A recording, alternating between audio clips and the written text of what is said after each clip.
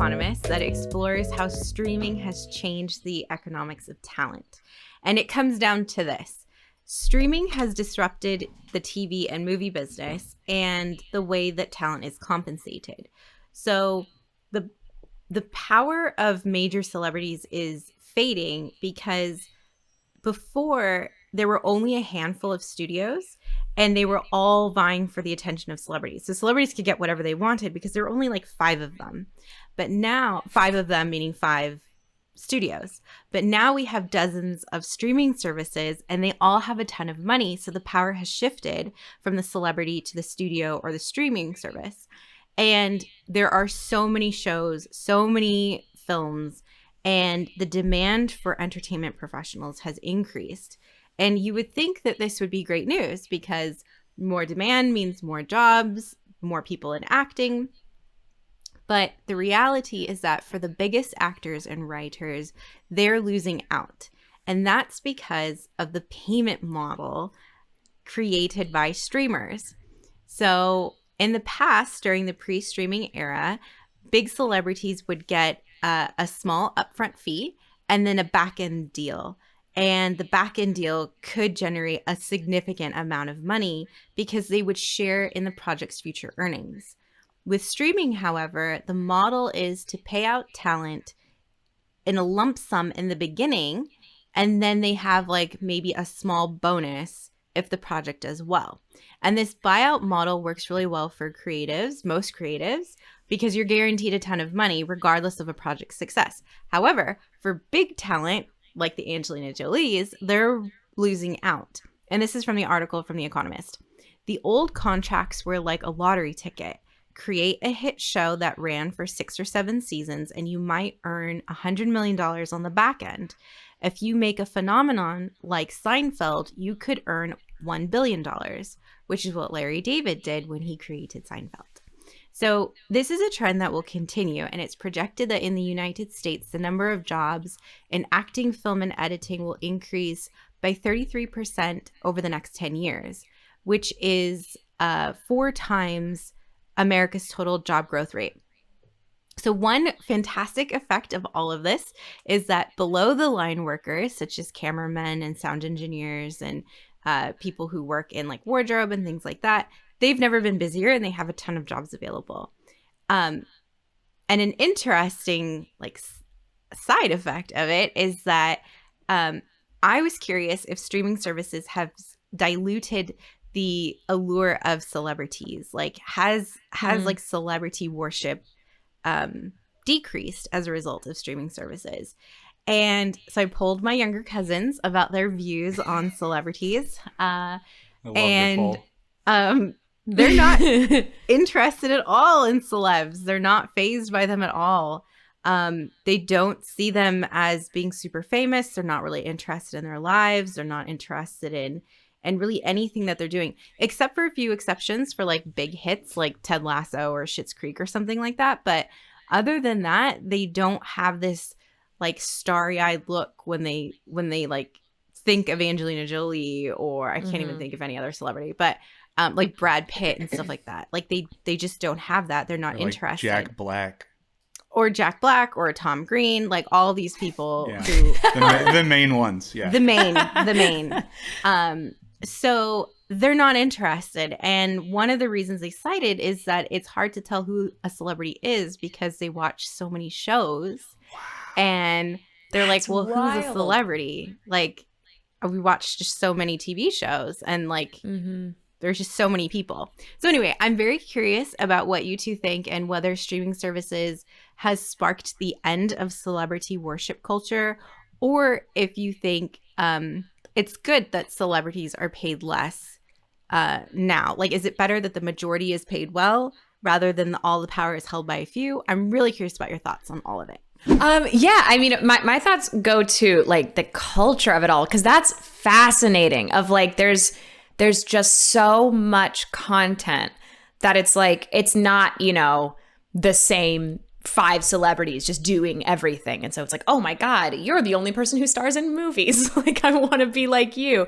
But in a way, you know, it's like, as content is becoming more accessible, streaming at home, whatever. It's like being a celebrity is, whatever that means, is becoming more accessible. I mean, it's like, then if you take into just like, not only just film and TV, but then you have like TikTok, Instagram, all these things that it's like literally anyone can be famous at this point, YouTube, whatever.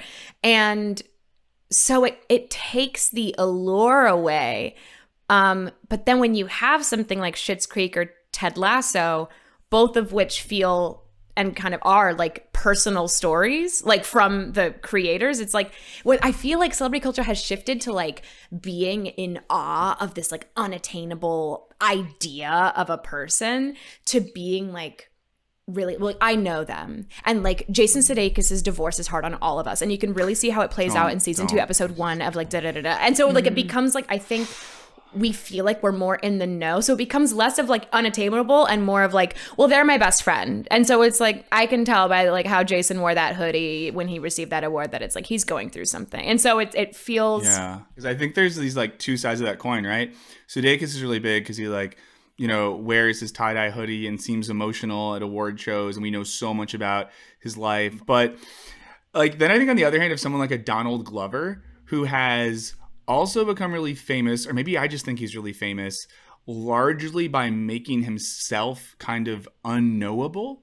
Yeah. In so many ways, and like removing himself fully from the social media economy. I think he largely lives in either like Hawaii or Atlanta. It's been 3 years since the last season of Atlanta came out. He releases music sometimes, but I feel like that's so rare these days because the model is put yourself everywhere to make yourself famous. And I think you make a really good point too about like TikTok, YouTube, online celebrity. It's really deflated the allure of old Hollywood celebrity, especially from young people. Like there's people on the internet that a 10-year-old think of as significantly more famous than like Leonardo DiCaprio or Jennifer Lawrence. I do think there's also that pocket of celebrity where we like people because they're good. So like, I don't know, I saw the movie Spencer last night, and I'm not historically the biggest Kristen Stewart head, but after that movie, I was like, oh, she's really good. And now I'm excited to watch more Kristen Stewart movies. Should check out the Twilight series. No way. I absolutely, I know it exists and that's all. My utopian dream for the entertainment industry is that it becomes the number one creator of like comfortably upper middle class creative careers. And by that, I mean, there's so much money in the industry. There's so much money. And historically, it was like, a few actors got a lot of money, and then the executives got a lot of money, and then some people at the production level got a little money, and then the crew was kind of like decent. And we know we talked about the IATSE strike a few episodes ago on this podcast. We know it's still an issue where people that work below the line are like, hey, don't work us to death and give us fair wages. There's enough money for there to be tons of content and more like specific content to people's interests, where the people that make that make very fair wages. They might not make $50 million on a project, but that's fine. But the bummer is it seems like what's happening is as some of these actors, writers, producers make less, it's because executives are making more. I mean, do you all think, are there any, how in your lifetimes, what is your relationship with star power been like, Like, has it transitioned from you've lost the glossy-eyed allure of some of these big celebrities? Are there people that we still from childhood think of as, beyond human or something like that? The only people that I used to get like starry-eyed over were like government officials and U.S. Supreme Court justices. I was waiting for, when I asked about celebrity, I was like, which Chief Justice is going to come up?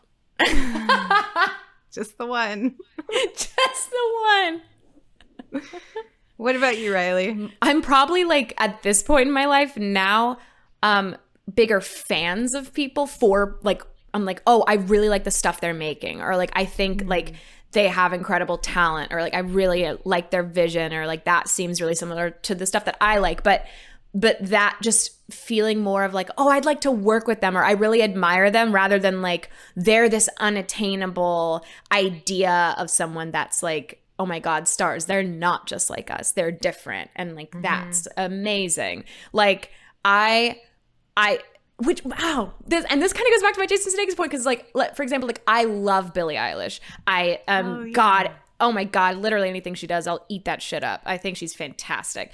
And so I watched her doc, and that was so like, it was a fantastic documentary if you haven't seen it, but it's like, it's really humanizing, and it's like, it really personalizes her and like the shit that she went through in making her albums. And so it's like, now I'm like, oh, well, like I can listen to, you know, When We All Fall Asleep, Where Do We Go? And I'm like, well, I know where she was like emotionally making this. And so my girl, Billie, in the same way, I think it's like, it's a really interesting shift. So you have the Donald Glover approach, and then you have the flip side of that is like, I'm going to make myself seem like your fucking confidant, your best friend.